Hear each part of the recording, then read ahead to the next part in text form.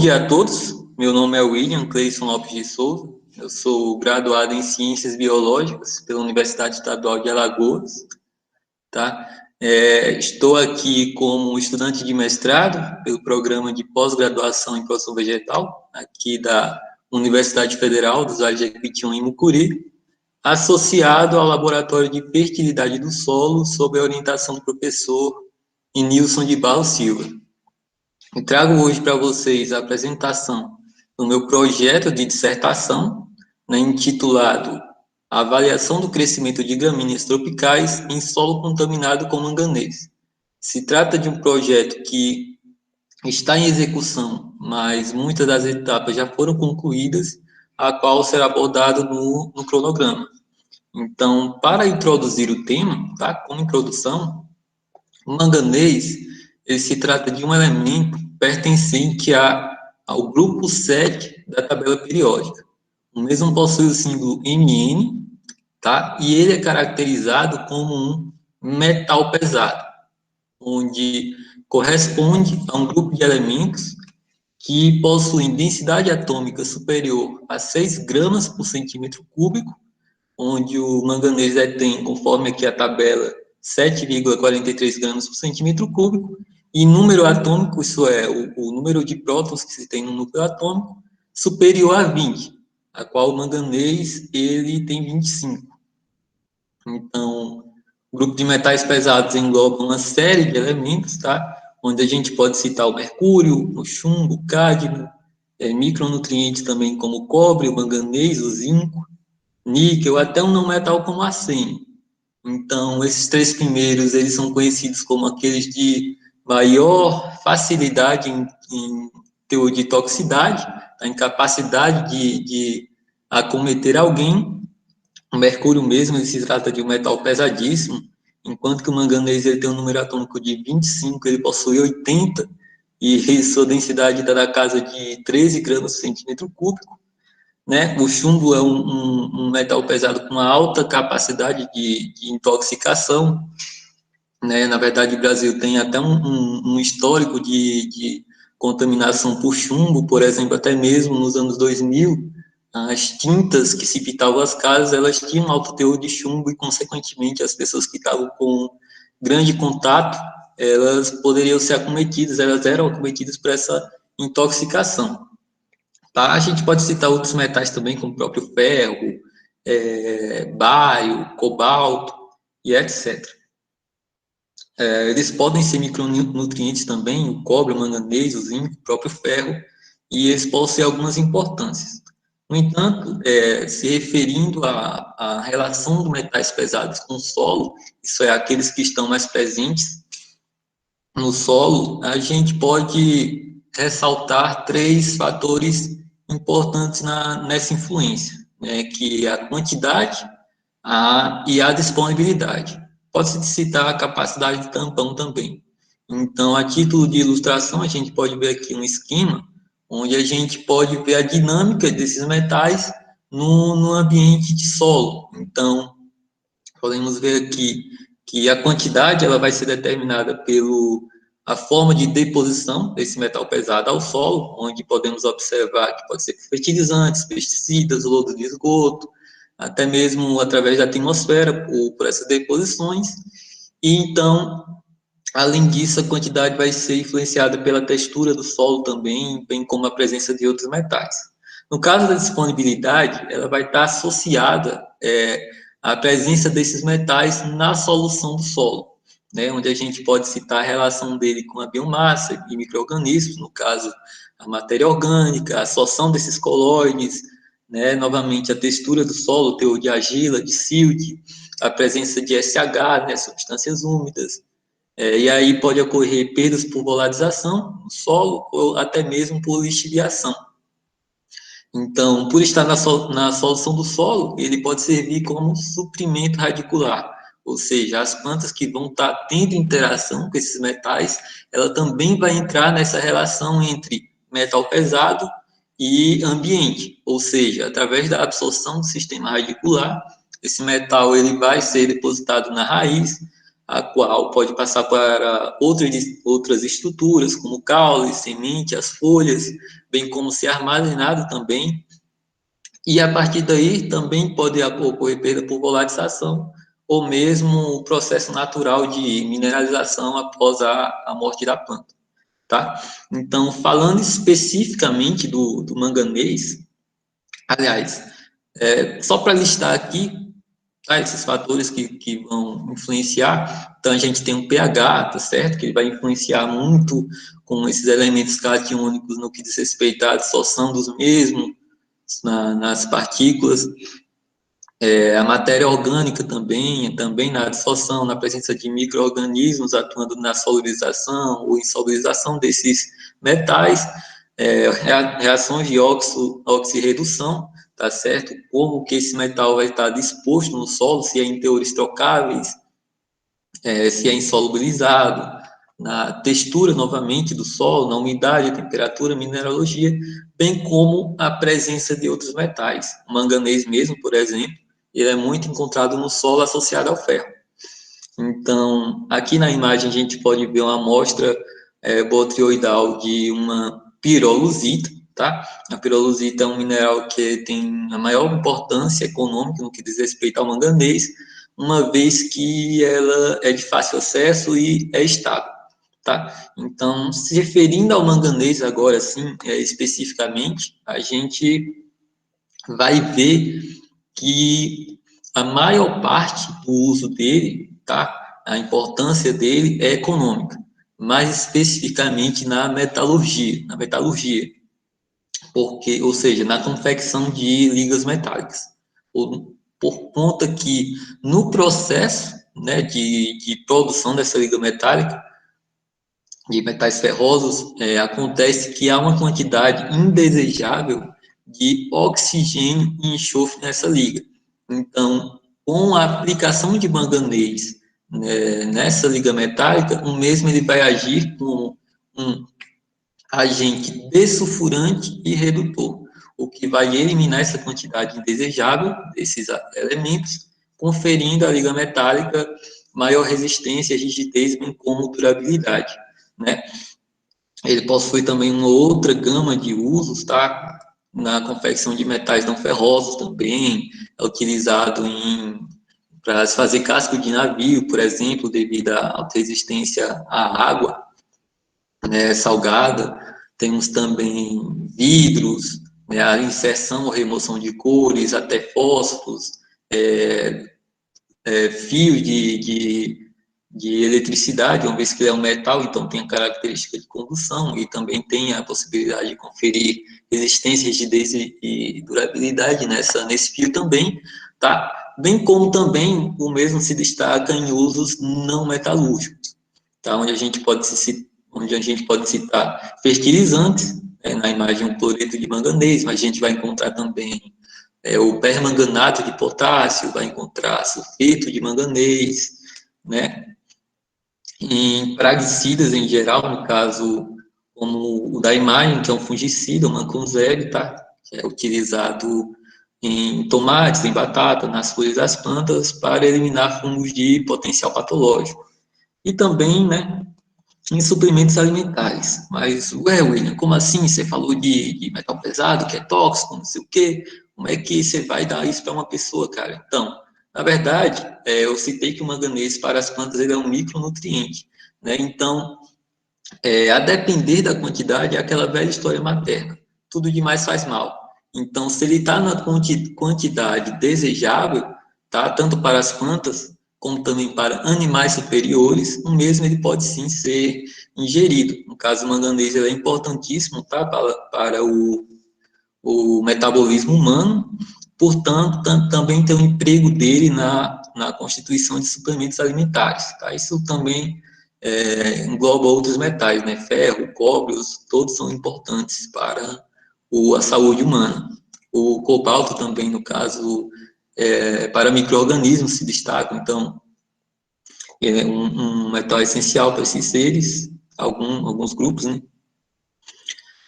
Na planta, né, o manganês, a função mais bem estudada desse metal é a sua participação na fotossíntese, mais especificamente na reação de Rio, onde ele participa, tá, da oxidação da água, onde a partir dessa reação, né, a molécula de água ela vai ser transformada, né, que podemos ver um esquema, em quatro prótons, 4 elétrons e o oxigênio, ou seja, o oxigênio que ele é liberado, tá, através da fotossíntese, ele é gerado nessa reação na qual o manganês tem importância substancial.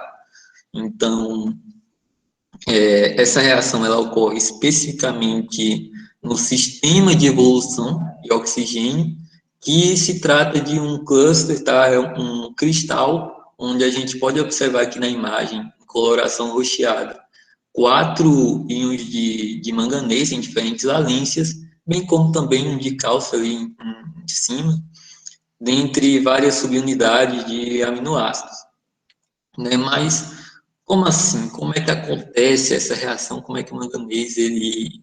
Onde é que acontece, tá?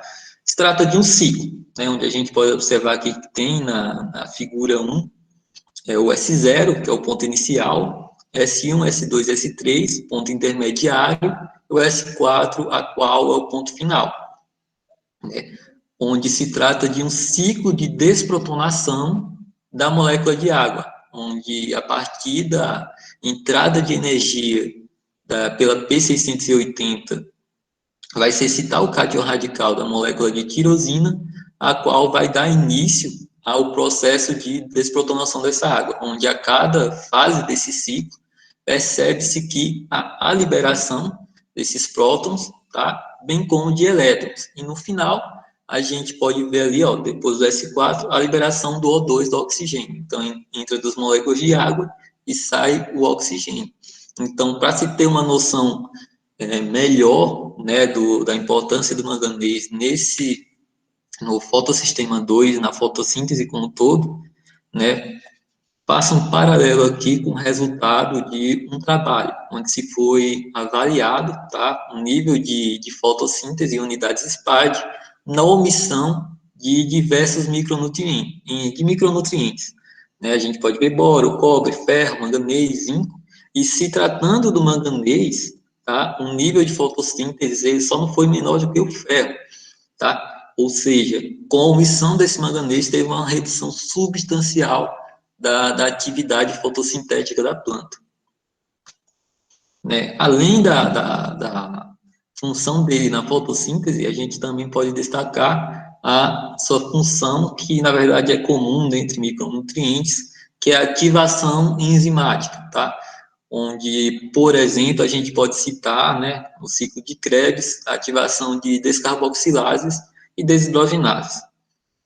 Uma coisa interessante de se citar é a forte relação, tá, que ele apresenta com outro elemento, que é o magnésio, onde, por vezes, um ativa a enzima que era para o outro ativar, na verdade, isso é mais evidenciado em situação de deficiência desses nutrientes, tá? Que, na verdade, a relação é tamanha que a deficiência é só possível observar pela diagnose visual devido à mobilidade desses elementos, né? Uma vez que o manganês se trata de um elemento pouco móvel, tá? Então você observa primariamente a sua deficiência nas folhas novas, porque ele não vai ser translocado das velhas para as novas, enquanto o magnésio ele é móvel, então você percebe a deficiência do magnésio nas folhas mais jovens. Tá? Então, essa diferença, né, a ativação enzimática entre o manganês e o magnésio, se trata do que diz respeito ao km da enzima, onde o manganês ele ativa, em geral, as enzimas que detêm o menor km e o magnésio ativa aquelas que detêm o maior km. Tá? Então, prosseguindo, o manganês no solo, né, a sua forma iônica, vai ser encontrado de 3 formas, basicamente, que é o manganês divalente, o manganês trivalente e o manganês tetravalente. Ok? O manganês divalente é a sua forma trocável, que é a que principalmente acomete, né, o que determina a sua toxidez no solo, que é a forma que a planta vai absorver e assimilar no seu metabolismo, ok? É comum em solos ácidos, se trata de um elemento catiônico, enquanto que as suas formas trivalente e tetravalente são insolúveis, tá? Então, são presentes em solos principalmente alcalinos.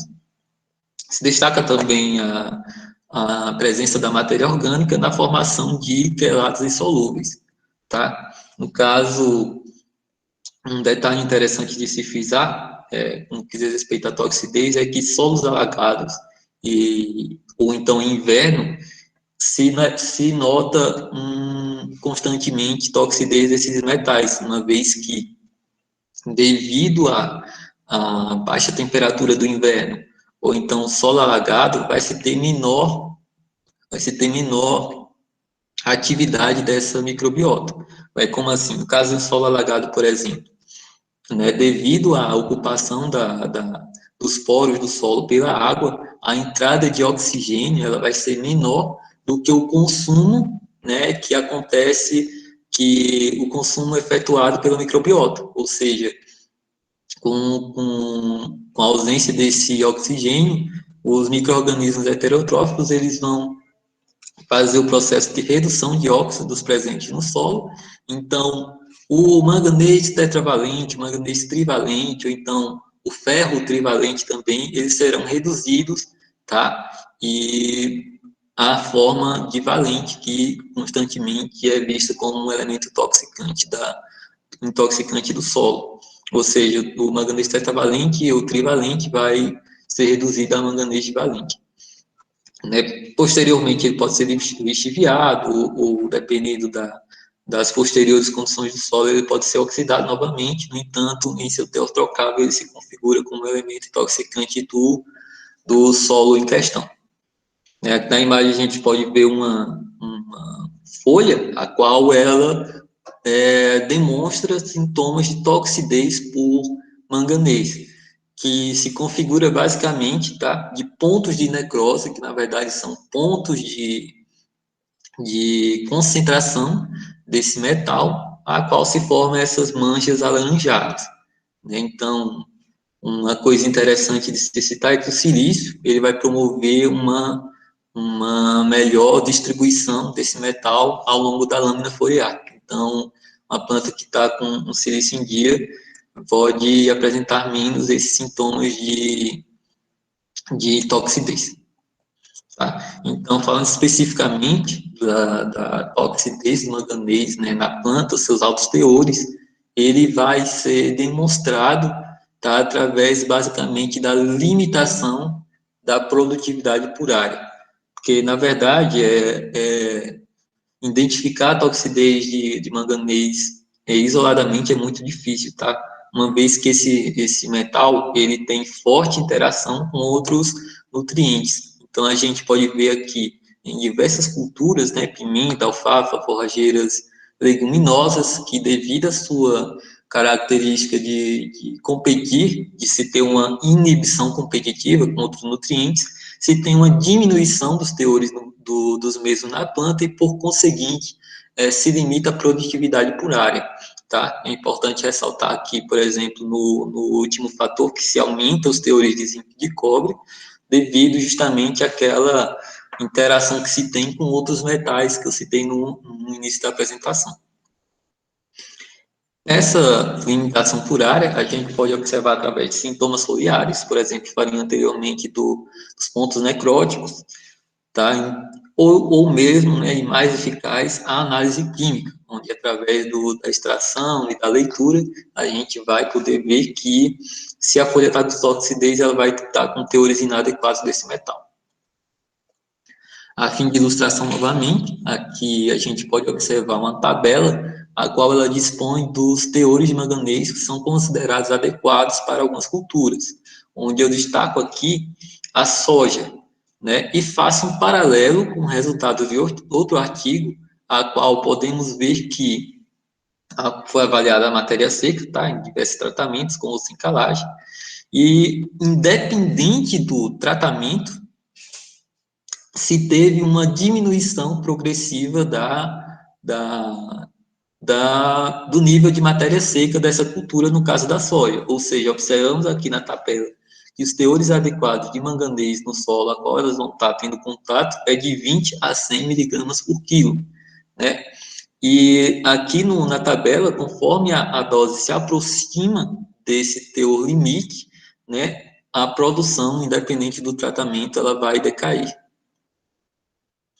As formas de contaminação do manganês são principalmente provindas da atividade de mineração e da metalurgia como um todo, tá? Onde ela pode ser, vai contaminar ocupacionalmente aquele que vai estar tendo contato direto, tá, com esse metal, bem como também através de aerosóis que serão dispostos na atmosfera e vai contaminar o ambiente, o entorno dessa atividade contaminante. Tá? Bem como também a contaminação ela pode ocorrer através de fatores a qual o manganês vai estar presente, como já citado, praguicidas, tá? Onde o manejo inadequado, tá? A não leitura da bula, vamos dizer assim, vai ocorrer de ser uma forma de contaminar esse solo com altos teores de manganês. Também fertilizantes, um emprego excessivo, tá? Vai também contaminar esse solo com teores inadequados. A gente pode citar aqui as descargas de instalações industriais, o chorume de aterros sanitários, bem como lodo de esgoto e a eliminação de terra contendo esses resíduos de manganês. E aí esses fatores, eles vão contaminar a água e o solo. Então, a gente, considerando o problema, tá, da contaminação desse metal, a gente pode pensar em formas, primeiro, formas de prevenir, tá? Então, a prevenção, ela se faz através do tratamento dos resíduos, tá? Que vai ter esse metal pesado inserido, sejam eles resíduos biológicos, químicos, físicos e térmicos, tá? E o monitoramento desses despejos, que a contaminação ela vai se dar basicamente também pelo despejo inadequado. Você está com uma amostra contaminada, não vai seguir as especificações de cuidado ambiental e vai despejar incorretamente. Então, o monitoramento desses despejos para a prevenção é muito importante. Né? Então, mas considerando que a prevenção não foi atendida, a gente tem que trabalhar, então, na recuperação dessa área degradada, onde se destaca a remediação. Na verdade, a remediação ela vai poder ser de natureza química, natureza física ou biológica. E aí vai envolver diversas técnicas, tá? São várias. Então, a gente pode citar algumas, como a troca iônica, extração por solvente, a redução da oxidação, separação por membranas, filtração por precipitação.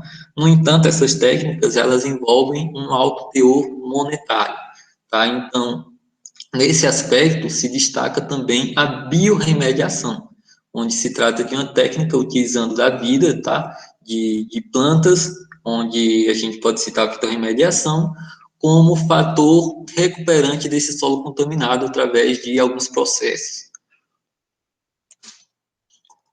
Como remediação química, tá, não pode deixar de se citar aquela que é básica, que é a calagem, né? Onde, através da elevação do pH, onde se alcaliniza o solo, a gente pode observar que há uma diminuição progressiva do teor de manganês disponível, né, no teor trocável de manganês. E isso também serve para o ferro, para o cobre, para o zinco, que são metais pesados também.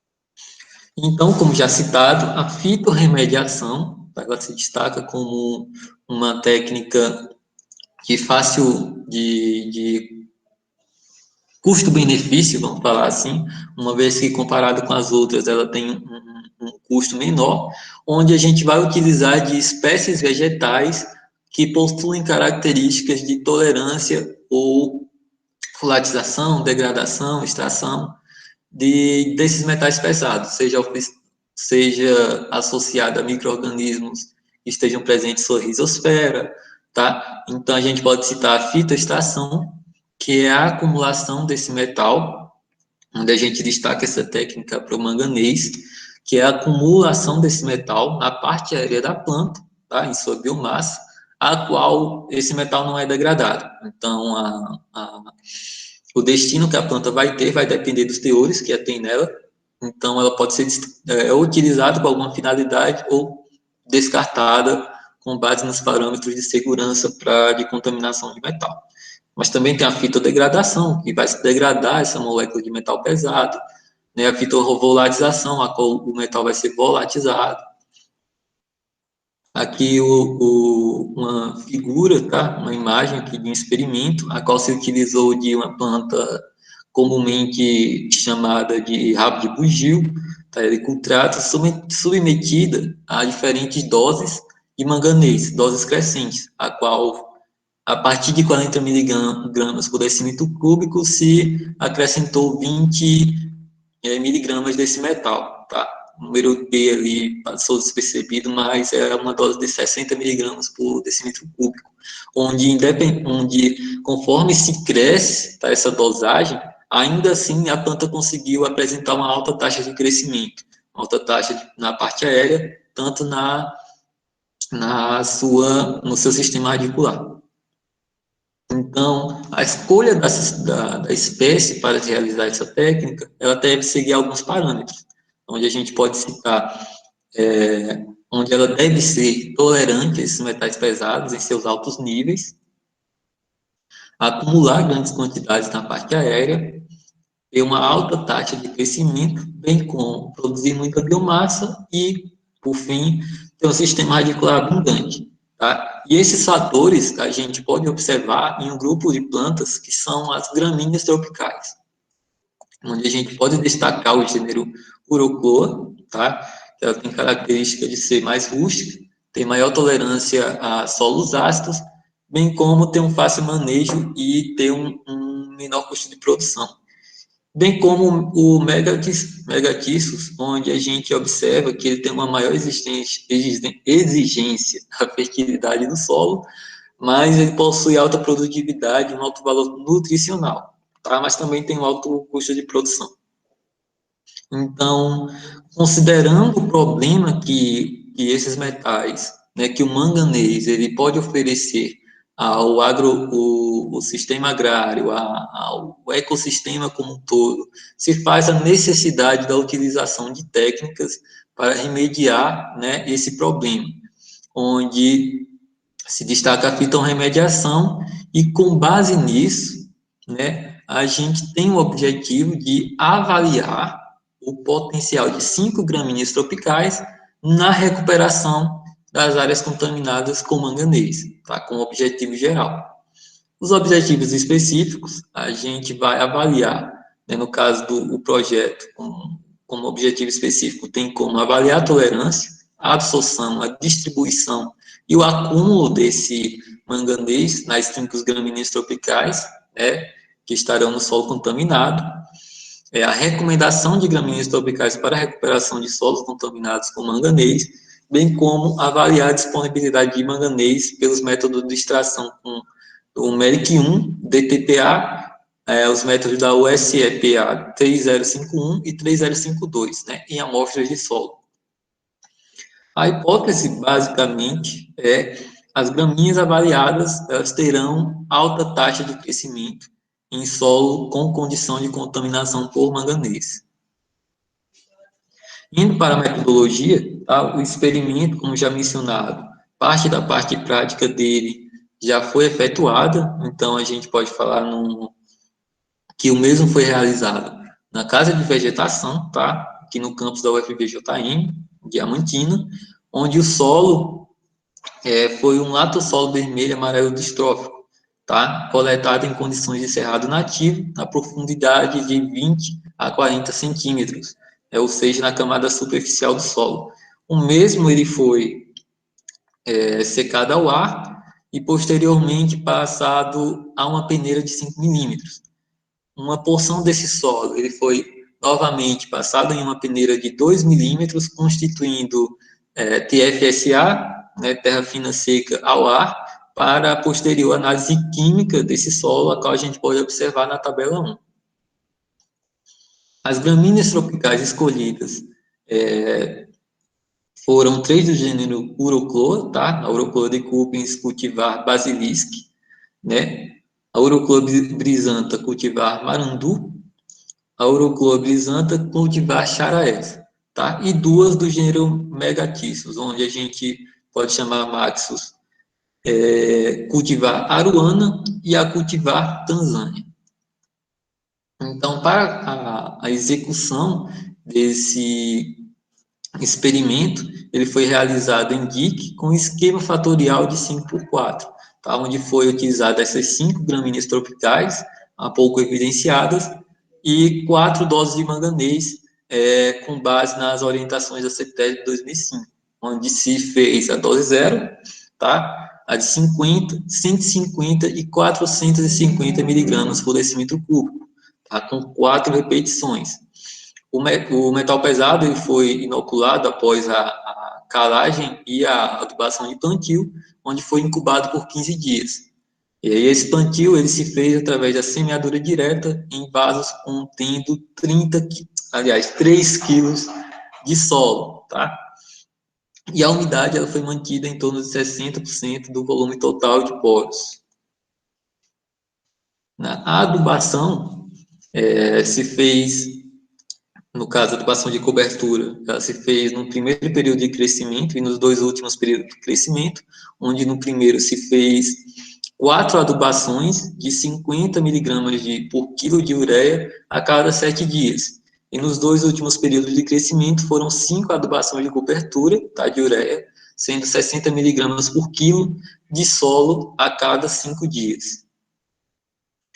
Após a coleta desse material, do material vegetal, né, do experimento, o mesmo ele tem que passar por um processo complexo de lavagem do material, que é importantíssimo para a posterior análise química, uma vez que principalmente a raiz ela vai estar em grande contato com esse solo, né? Então a gente tem que eliminar qualquer resquício de solo e de argila contendo constituinte estando ligado a essa raiz. Ou seja, primeiro a gente faz a lavagem com a água da torneira, tá?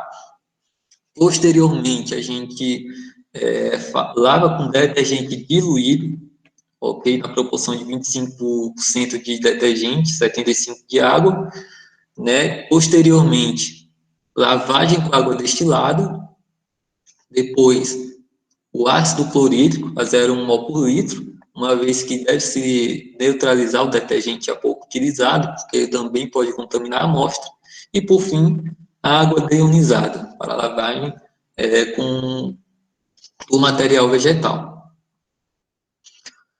Com o material ele vai ser secado, né, na estufa de circulação de ar forçado a 65 graus, onde posteriormente essas plantas serão pesadas, tá? Que vai ser determinada a matéria seca das plantas, sendo da parte aérea como um todo, sendo MSPA, matéria seca da parte aérea, e das raízes sendo MSR, matéria seca das raízes. E essas amostras elas serão submetidas à digestão nitroperclórica, onde posteriormente o teor de manganês ele será determinado. A leitura será feita através da espectrometria de absorção atômica. No caso das amostras de solo, tá, a gente vai identificar os teores de manganês trocáveis, os teores semitotais e os teores totais. Os teores de manganês trocáveis, eles serão avaliados através dos extratores, serão extraídos através dos extratores MERIC-1, tá? O ácido de etileno triamina pentacético a pH 7,3, né, para os íntimos DTPA, os teores semitotais pelo método da USEPA 3051 e os teores totais também pelo método da USEPA 3052.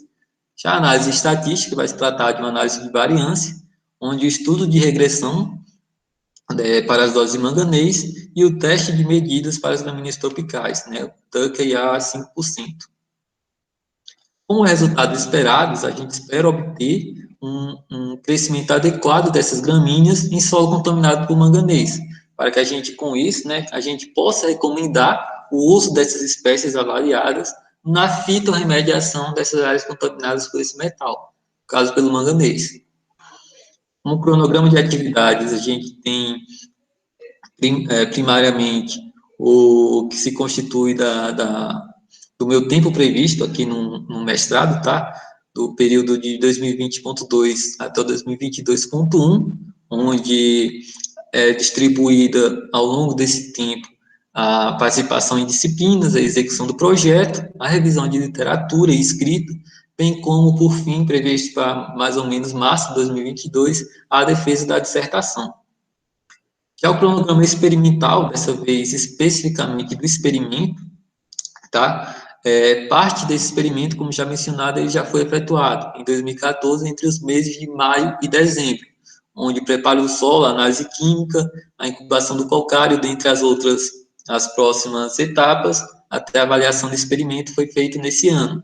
Enquanto que, né, no período da minha dissertação, a gente se encontra em fase de análise do material vegetal e do solo, tá? Bem como a tabulação desses dados e posterior análise estatística desses dados, né, distribuídos entre os meses de março e novembro do ano de 2021.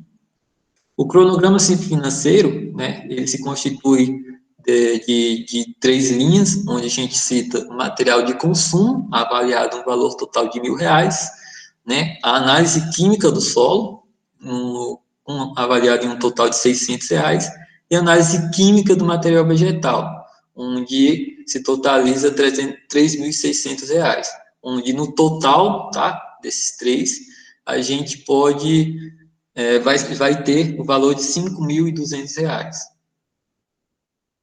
Aqui estão as referências, tá, utilizadas para a confecção dessa apresentação, e desde já, muito obrigado pela atenção, e é isso, pessoal.